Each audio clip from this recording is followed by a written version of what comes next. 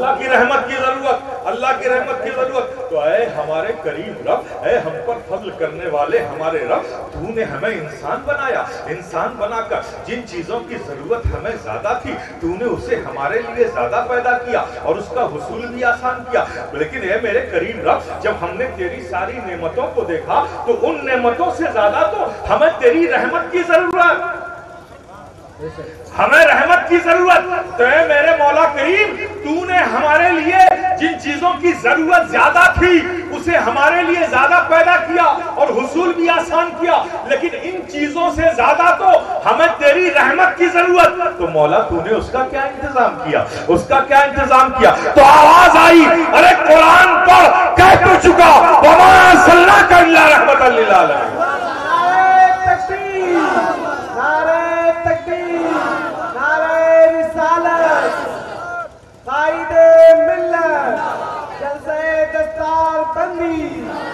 میری رحمت کی ضرورت زیادہ تو میرے بندو اپنے محبوب کو سارے عالم کے لیے رحمت بنا کر بھیج تو دیا۔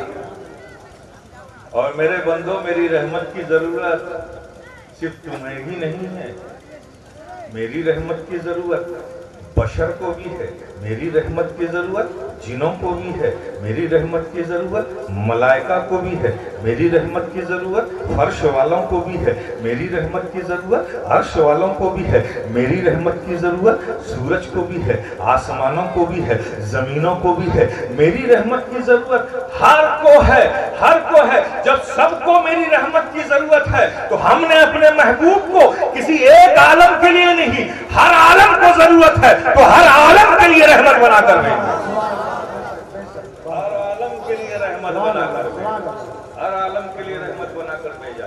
لیکن بات ابھی ادھوری ہے، بات ابھی ادھوری ہے۔ مولا کریم یہ تو سمجھ میں آ گیا کہ رحمت کی ضرورت ہمیں زیادہ ہے تو تو نے اپنے محبوب کو سارے عالم کے لیے رحمت بنا کر بھیج دیا، لیکن مولا بندوں کو نوازنے کا تیرا یہ بھی انداز رہا ہے کہ زیادہ بھی بنا کر بھی آسان کرتا ہے۔ تو مولا ہمیں تو تیری رحمت کی ضرورت ہوا سے بھی زیادہ، ہوا سے بھی زیادہ ہے، تو ہوا سے زیادہ حصول بھی آسان ہونا چاہیے۔ جب ضرورت رحمت کی زیادہ ہے تو اس رحمت کو حاصل کرنا ہوا سے بھی زیادہ آسان ہے۔ ہوا لینے کے لیے تو ناک کے قریب کر دیا تھا، اب اس رحمت کو حاصل کرنا ہوا سے بھی زیادہ آسان ہونا چاہیے۔ تو مولا کریم تو نے اس کا کیا انتظام کیا؟ یہ تو سمجھ میں آ گیا کہ رحمت کی ضرورت زیادہ تھی تو تو نے اپنے محبوب کو سارے عالم کے لیے رحمت بنا کر بھیج دیا، لیکن حصول بھی تو آسان ہونا چاہیے، اتنا آسان کہ ہوا سے بھی زیادہ آسان ہونا چاہیے۔ تو اے میرے کریم رب تو نے ہم عاجز بندوں کے لیے اس کا کیا انتظام کیا؟ تو پھر آواز آئی، ارے قرآن پڑھ، کہہ تو چکا النبی اولا بالمومنین من انفسہم، نبی مومنوں کی جانوں سے زیادہ قریب ہے۔ تکبیر، نعرہ تکبیر، نعرہ رسالت، حضور قائد ملت، جلسہ دستار بندی۔ واہ واہ سبحان اللہ۔ نبی مومنوں کی جانوں سے زیادہ قریب ہے۔ اب تو کچھ کھینچنے کی بھی ضرورت نہیں، بس پیارے دل میں عشق نبی کی شمع روشن کر لو، رحمت سے فائدہ اٹھا لو، ترانے نغمے عشق نبی گا لو، رحمت سے فائدہ اٹھا لو، نبی کی یادوں کی محفل سجا لو، رحمت سے فائدہ اٹھا لو، عشق نبی کے گیت گا لو، رحمت سے فائدہ اٹھا لو۔ اتنا قریب ہے میرے پیارے، کتنا کرم فرماتے ہیں آقا ہم گنہگار امتیوں پر، کتنا کرم فرماتے ہیں۔ نبی مومنین کی جانوں سے زیادہ قریب تر ہے، تو قریب ہونے کے لیے قریب ہونا پڑتا ہے نا بھائی۔ جو نبی ہماری جانوں سے زیادہ قریب تر ہیں وہ نبی ہوتے ہیں تب تو قریب تر، تو کتنا کرم فرماتے ہیں آقا کہ ہم سے قریب ہوتے ہیں، کتنا پیار کرتے ہیں ہم گنہگار امتیوں سے جو آقا ہماری جانوں سے زیادہ قریب تر ہے۔ یہ توجہ سے سنو میرے پیارے، اس مقام پر جب میں پہنچتا ہوں تو میں کہتا ہوں خدا کی قسم، کوئی ماں کیا پیار کرے گی اپنے بیٹے سے اتنا، کوئی باپ کیا پیار کرے گا اپنے بیٹے سے اتنا، جتنا ہمارے آقا ہم سے پیار کرتے ہیں. خدا کی قسم جتنا نبی ہم سے پیار کرتے ہیں, ہم گنہگار امتیوں سے پیار کرتے ہیں. کوئی کیا کرے گا؟ اٹھا کر دیکھ لو کتابیں, مفتی صاحب بیٹھے ہوئے, صدر صاحب بیٹھے ہوئے, علماء بیٹھے ہوئے, اٹھا کر دیکھ لو, روایتیں بھری پڑی ہوئی ہیں حدیث کی کتابوں میں کہ پیارے آقا جب جب تنہائیوں میں رب کے حضور حاضر ہوتے تھے, خدا کی قسم بہتی ہوئی آنکھوں سے رب کی بارگاہ میں آپ کے لبوں پر صرف یہی فریاد ہوتی تھی, اللہم امتی, اللہم امتی, اللہم امتی.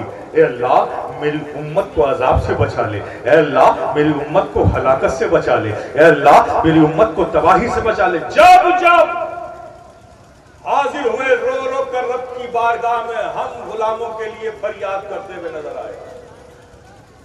کیا کوئی ماں اتنا پیار کرے گی اپنے بیٹے سے؟ اتنا ایک ماں کے 3 بچے ہوتے ہیں, وہ اپنا پیار تینوں بچوں میں یکساں نہیں دے پاتے. لیکن ہمارے نبی کیسے کہ 1.6 بلین مسلمان ہیں دنیا میں, اور وہ نبی آج بھی گنبد خضرا کے مکی سارے مسلمانوں کو پیار دے رہے ہیں. آپ تصور کرو کتنا پیار کرتے ہیں. اٹھا کر دیکھ لو تاریخ میرے پیارے, نبی کتنا پیار کرتے ہیں. ایک بار نبی صحابہ کے درمیان بیٹھے تھے مسجد نبی میں, اچانک اٹھے اور اٹھ کر مسجد نبی سے باہر نکلے اور مدینے سے بھی باہر چلے گئے. پہاڑی وادیوں میں گئے, ایک پہاڑ کی گفا کے اندر داخل ہو گئے, صحابہ پیچھے پیچھے پیچھے پیچھے. جب نبی اندر گئے تو صحابہ باہر ٹھہر گئے, اور نبی اندر جانے کے بعد کچھ دیر بعد نبی کے رونے کی آواز اندر گفا سے باہر آئی. صحابہ پریشان ہو گئے, لیکن ادب کی بنیاد پر کوئی اندر نہیں جاتا, سب باہر کھڑے. کافی دیر یہ سلسلہ چلا, صحابہ بے چین و پریشان ہو گئے. کون ہے جو جا کر دیکھے کہ نبی کس حال میں؟ رونے کی آواز آ رہی, ہچکیوں کی آواز آ رہی. کسی کی سمجھ میں کچھ نہیں آیا, تو خیال آیا کہ ہم تو اندر نہیں جا سکتے ہیں, چلو ان کے پاس چلتے ہیں جو آقا کے دل کا قرار ہے, جو آنکھوں کا نور ہے, جو سیدہ ہے, طاہرہ ہے, خاتون جنت فاطمہ الزہرا ہے. چلو ان کے پاس چلتے ہیں جو ہمراز مصطفیٰ ہے, ان کے پاس چلتے ہیں. ان میں سے کچھ لوگ گئے مدینہ شریف میں, خاتون جنت سے فرمایا کہ نبی غار کے اندر ہیں اور یہ حالت ہے کہ نبی کے رونے کی آواز آ رہی ہے, ہم آپس میں ہمت نہیں کرتے کہ اندر جا کر دیکھ سکیں, لیکن آپ چلیے, آپ تو جا سکتی ہے. خاتون جنت نے سنا, وہ بھی دوڑی بھی آئی, اندر گئی. حال میں نبی کو اس حال میں دیکھا کہ نبی سجدے میں اور رو رو کر رب کی بارگاہ میں ہم گنہگار امتیوں کے لیے دعائیں کر رہے ہیں. نبی اس قدر روئے تھے کہ آپ کی آنکھوں سے اس قدر آنسو بہے کہ آپ کی داڑھی مبارک تر ہو گئی, اور اس سے گرنے والے قطروں سے جہاں سجدہ کر رہے تھے وہ زمین نم ہو گئی.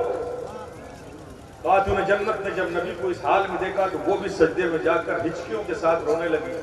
اس غار میں جب دوسری ہچکی کی آواز بلند ہوئی تو نبی نے سجدے سے سر اٹھایا, دیکھا تو کیا دیکھا کہ وہ سجدے میں رو رہی ہے جو میرے دل کا قرار ہے, جو میرے دل کا سکون ہے, جو آنکھوں کا نور ہے, جو میری ہمراز ہے, خاتون جنت فاطمہ الزہرا ہے. آپ نے دیکھا روتے ہوئے تو شفقت کا ہاتھ آپ کے شانے کو رکھا. خاتون جنت نے بھی سر اٹھایا, پوچھا بیٹی تم کب آئی اور تم کیوں روئی؟ تو خاتون جنت نے فرمایا یا رسول اللہ, جس امتی کے لیے نبی روئے وہ امتی کیسا کہ وہ نہ روئے. کتنا پیار کرتے ہیں, کتنا پیار کرتے ہیں میرے پیارے.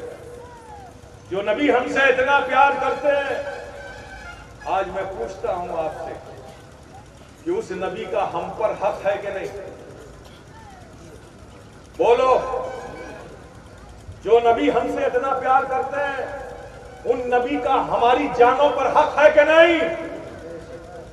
حق ہے نا. ادا کیا کیا؟ وہ حق ادا کیا, حق ادا کیا. کتنا پیار کرتے ہیں, تصور کیا ہے؟ حشر کا میدان ہوگا, سب پیش خدا ہوں گے, نبی ایک بلند مقام پر کھڑے ہوں گے, آپ کے سامنے آپ کی ساری امت ہوگی. ذرا غور کرو پیارے, نبی ہم سے کتنا پیار کرتے ہیں. सारी उम्मत खड़ी होगी और खड़े होने की तरतीब ये होगी, जो आप इस उम्मत में सबसे सालेह है, नेक है, आबिद है, मुत्तकी है, वो जितने होंगे सबसे आगे होंगे। दर्जा बदर्जा उस तरह सबसे पीछे गुनहगार उम्मत होगी। इस तरह से सब बंदी होगी। नबी तशरीफ लाएंगे उस मकाम पर। नबी जब आएंगे तो ये जो आगे सालिहीन खड़े होंगे, जो इस उम्मत के पौश लोग, करीम लोग होंगे, वो आगे खड़े होंगे। सबकी तमन्नाई नजरें रसूल रहमत के रूए ज़ेबा की तरफ उठेंगी। ये तमन्ना दिल में ले लेकर कि आए काश आज इस हश्र के मैदान में एक बार आका की चश्मे रहमत मुझ पर पड़ जाती। नजरें उठा उठा के आका को देखेंगे। लेकिन प्यारे कुर्बान जाओ, जब आका तशरीफ लाएंगे और आका अपनी चश्माने रहमत को उठाएंगे, लोगों की दिल की धड़कनें पड़ जाएंगी कि अब देखो आका किसे देखते हैं। ये सारे सालेहीन आबिदीन उम्मत के पौश लोग तमन्नाई नजरों से बार बार नजरें उठा उठा कर आका को देखेंगे कि काश आका इस हश्र के मैदान में एक बार हमें देख लें।